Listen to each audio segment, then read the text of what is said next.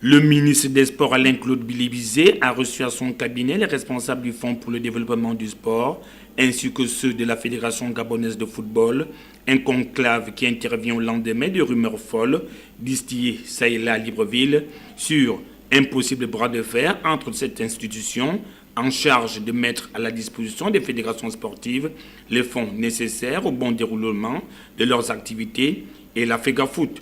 Le second cité est notamment indexé sur son rôle lié aux surfacturations des dépenses concernant les services dont est souvent soumis la sélection nationale de football lors des grands rendez-vous sportifs.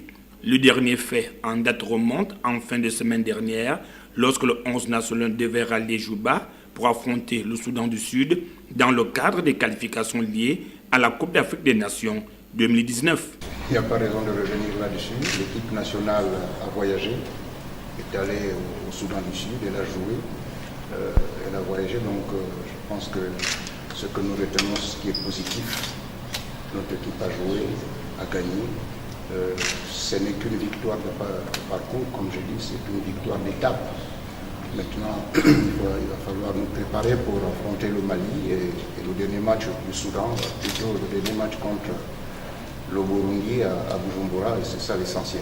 D'autre part, le Fonds pour le développement du sport, dans un communiqué, n'a pas manqué de souligner qu'il mettra sur la table, au moment opportun, l'ensemble des malversations savamment entretenues par le bureau directeur de la Fédération gabonaise de football. La Fédération gabonaise de football ne pourra pas réagir tant que l'administrateur du fonds n'a pas publié ce que vous avez dit.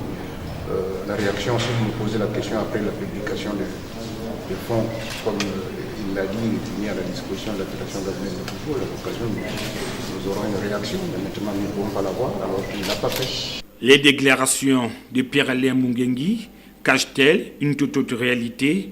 On est tenté de l'affirmer, d'autant plus que les interviews du ministre des Sports et de l'actuel administrateur du Fonds de développement de sport nous ont été tout simplement refusées par le pool de communication du ministre Alain-Claude Bilibizé, laissant ainsi nos téléspectateurs sous leur faim, confirmant la thèse selon laquelle la Fédération gabonaise de football n'est pas seule à la manœuvre face à ces cas de fraude annoncés.